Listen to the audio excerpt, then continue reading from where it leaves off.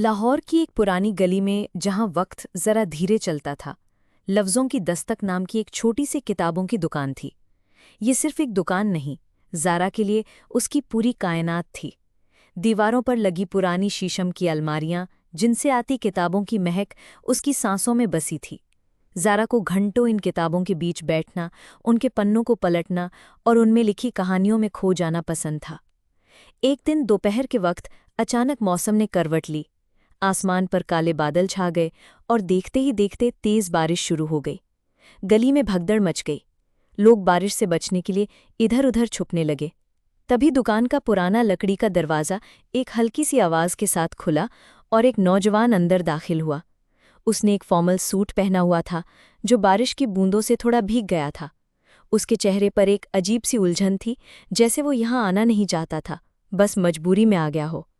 ये कबीर था, एक मशहूर आर्किटेक्ट जो शहर में एक नए प्रोजेक्ट के सिलसिले में आया था। कबीर ने अंदर आकर अपने बाल ठीक किए और इधर-उधर देखने लगा। उसे किताबों में कोई खास दिलचस्पी नहीं थी, वो बस बारिश रुकने का इंतजार कर रहा था। उसकी नज़र कोने में रखी एक आरामदेह कुर्सी पर बैठी ज़ारा पर पड़ी। वो इतनी मगन होकर एक किताब पढ़ रही थी कि उसे कबीर के आने का एहसास तक नहीं हुआ। हवा से उसके बालों की एक लट उसके चेहरे पर आ रही थी और वो बार बार उसे अपने हाथों से पीछे कर देती। कबीर ना चाहते हुए भी उसे देखता रहा। उसके चेहरे पर एक अजीब सा सुकून था, एक ऐसी मासूमियत जो शहर की भीड़-भाड़ में कहीं खो जाती है। कुछ देर बाद ज़ारा ने किताब से नज़र उठाई तो सामने कबीर को खुद को देखते हुए पाया। वो एकदम से घबरा गई और उसके हाथ से किताब नीचे गिर गई। "ओह, आई एम सॉरी।" कबीर फौरन उसकी तरफ बढ़ा और झुककर किताब उठाई।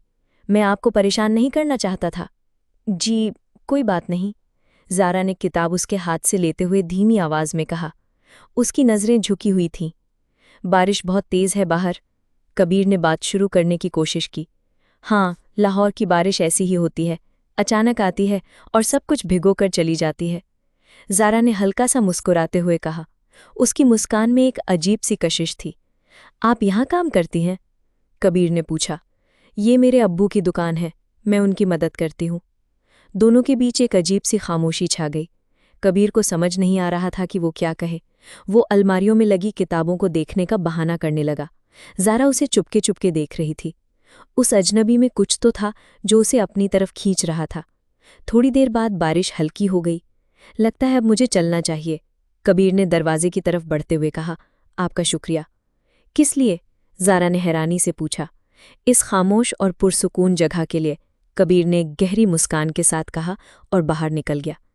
ज़ारा उसे जाते हुए देखती रही। उस अजनबी के जाने के बाद भी उसकी महक और उसकी आवाज़ उसी दुकान में कैद होकर रह गई थी।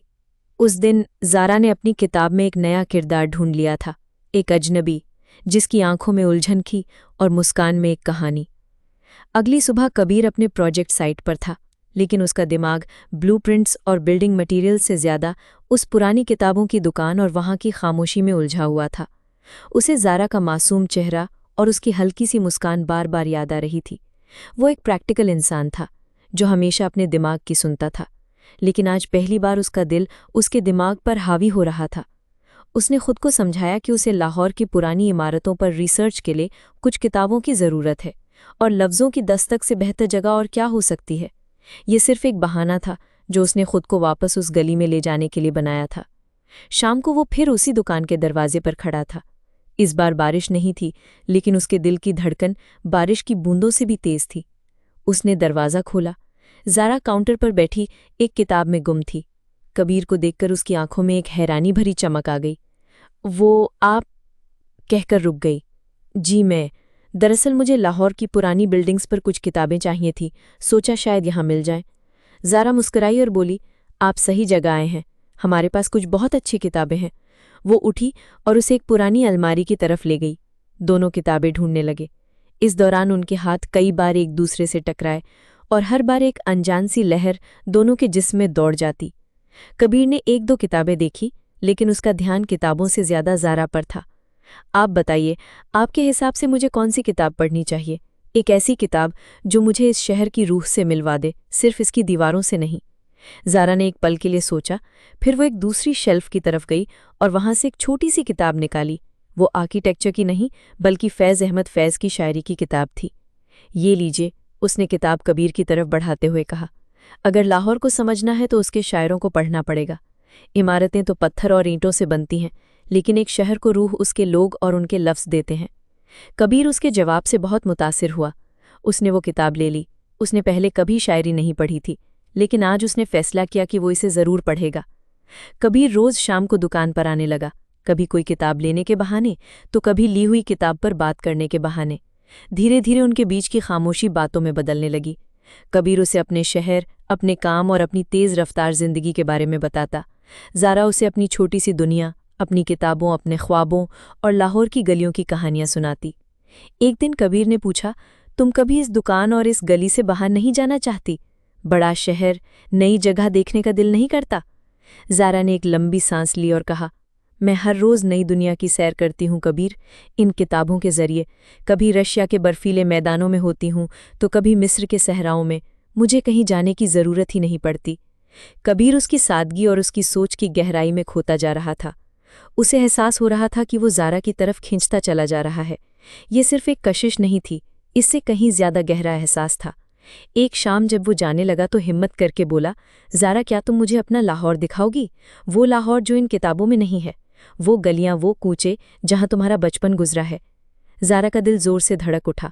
उसने कभी किसी अजनबी के साथ ऐसे बाहर जाने का नहीं सोचा था। उसके अब्बू बहुत सख्त थे, लेकिन कबीर की आंखों में जो सच्चाई और जो इज्जत उसने देखी, वो उसे मना नहीं कर पाई। ठीक है, उसने धीरे से कहा, कल शाम। उस एक हाँ ने दोनों की जिंदगी के एक नए सफ़र की बुनियाद रखती थी। एक ऐसा सफ़र जहां दो अलग अलग दुनियाओं के मुसाफिर एक दूसरे के हमसफ़र बनने वाले थे। अगली शाम ज़ारा ने दुकान जल्दी बंद कर दी। उसने एक सादा सा लेकिन बेहद खूबसूरत नीले रंग का जोड़ा पहना हुआ था। जब कबीर दुकान पर पहुंचा तो एक पल के लिए उसे देखता ही रह गया। चले? ज़ारा ने अपनी नज़रें झुकाते हुए पूछा। वो दोनों अंदरून लाहौर की तंग गलियों में पैदल चल पड़े। ये कबीर का लाहौर नहीं था। यहाँ ना ऊंची इमारतें थीं, ना बड़ी बड़ी गाड़ियाँ। यहाँ थे पुराने घर जिनके झरोखों से औरतें झांक रही थीं, बच्चों के खेलने की आवाज़ें और हवा में घुली मसालों और ताज़े पकवानों की महक। ज़ारा उसे उन गलियों में ले गई जहाँ के नाम भी कबीर ने कभी नहीं सुने थे। उसने उसे वो पुराना बरगद का पेड़ दिखाया जहाँ वो बचपन में अपनी सहेलियों के साथ झूले झूलती थी। उसने उसे वो छोटी सी मिठाई की दुकान दिखाई जहाँ से उसके अब्बू उसके लिए जलेबियाँ लाते थे।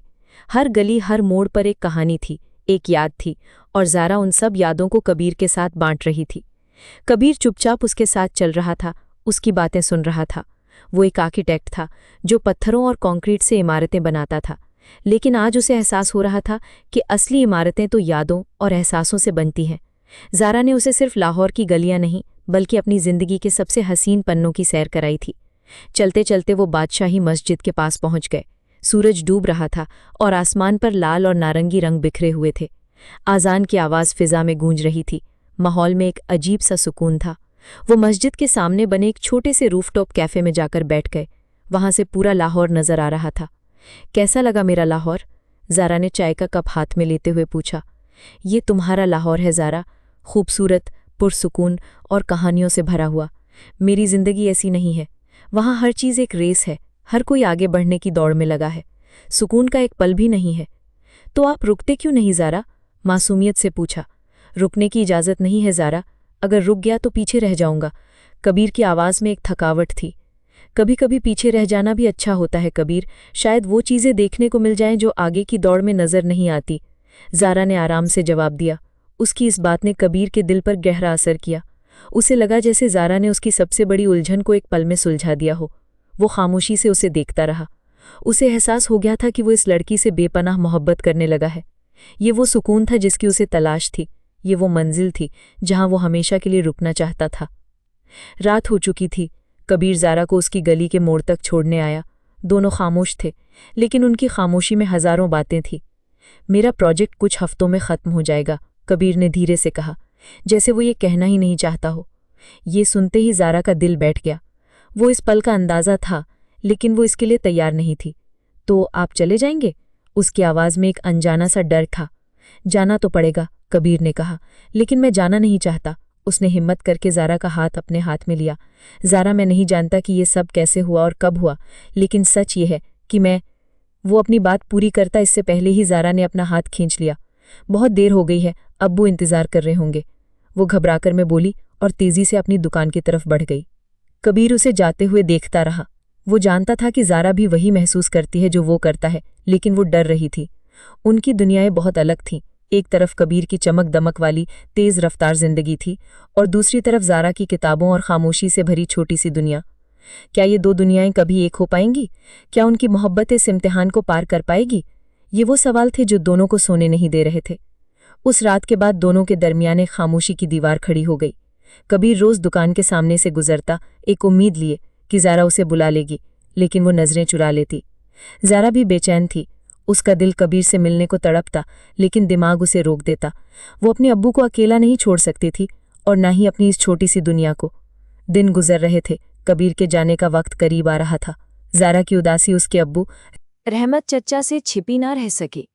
वो एक तजुर्बेकार इंसान थे। उन्होंने अपनी बेटी को किताबों के पन्नों से ज्यादा पढ़ा था। एक रात उन्होंने ज़ारा से पूछा, क्या बात है बेटी, आजकल तुम्हारी कहानियों में वो पहले जैसी बात नहीं रही? ज़ारा की आंखें भर आईं। उसने अपने अब्बू को सब कुछ बता दिया, कबीर के बारे में, उसके डर के बारे में और अपनी उलझन के बारे में। रहमत चच्चा ने सब कुछ सुनकर एक गहरी सांस ली। बेटा, जिंदगी किताब की तरह नहीं होती, जहां हर कहानी का अंजाम पहले से लिखा हो। जिंदगी में हमें अपने अंजाम खुद लिखने पड़ते हैं। अगर वो लड़का सच्चा है तो वो तुम्हारी दुनिया छीनेगा नहीं, बल्कि उसमें अपना एक हिस्सा जोड़ेगा। अब्बू की बातों से ज़ारा को हिम्मत मिली। उसे एहसास हुआ कि वो डर कर अपनी जिंदगी की सबसे खूबसूरत कहानी को अधूरा छोड़ रही है। अगली शाम कबीर जब आखिरी बार दुकान के सामने से गुजरा तो ज़ारा ने उसे आवाज दी, कबीर। कबीर रुक गया। उसके चेहरे पर हैरानी और खुशी के मिले जुले एहसास थे। मैं आपसे कुछ कहना चाहती हूँ, ज़ारा ने हिम्मत जुटाकर कहा। उस शाम ज़ारा ने कबीर को वो सब कुछ कह दिया जो उसके दिल में था। उसने अपने डर का इजहार किया, लेकिन साथ ही अपनी मोहब्बत का भी इकरार किया। कबीर ने उसका हाथ थामा और कहा, ज़ारा, मैं तुमसे तुम्हारी दुनिया छोड़ने को कभी नहीं कहूँगा। मैं तो बस उस दुनिया का एक हिस्सा बनना चाहता हूँ। मैंने फैसला किया है कि मैं अपनी कंपनी की एक ब्रांच लाहौर में खोलूंगा। हम यहाँ की पुरानी इमारतों को नई जिंदगी देंगे। मैं तुम्हारे साथ इस शहर में, इस गली में रहना चाहता हूँ। कबीर की बातें सुनकर ज़ारा की आंखों से खुशी के आंसू बह निकले। उसे अपनी मोहब्बत पर, अपने फैसले पर यकीन हो गया था। उसने वो दीवार गिरा दी थी जो उसने खुद अपने डर से बनाई थी। कुछ महीनों बाद लफ्जों की दस्तक के ऊपर वाले हिस्से में कबीर डिजाइन्स का छोटा सा ऑफिस खुल गया। अब कबीर दिन भर शहर में इमारतें बनाता और शाम को ज़ारा के साथ उसकी किताबों की दुनिया में खो जाता। उनकी दो अलग अलग दुनियाएं आपस में मिलकर एक नई और खूबसूरत कायनात बन चुकी थीं। उनकी प्रेम कहानी लाहौर की उन गलियों में हमेशा के लिए अमर हो गई। एक ऐसी कहानी जिसने साबित कर दिया कि मोहब्बत जगह या हालात की मोहताज नहीं होती। अगर रिश्ते में सच्चाई हो तो दो अलग अलग रास्तों के मुसाफिर भी एक दूसरे के हमसफर बन जाते हैं और उनका सफर ही उनकी मंजिल बन जाता है। अगर आपको कहानी पसंद आई तो लाइक करें, कमेंट करें और हिंदी मॉरल कहानियाँ को सब्सक्राइब करना ना भूलें। नई कहानी के लिए बेल के निशान को दबाएं।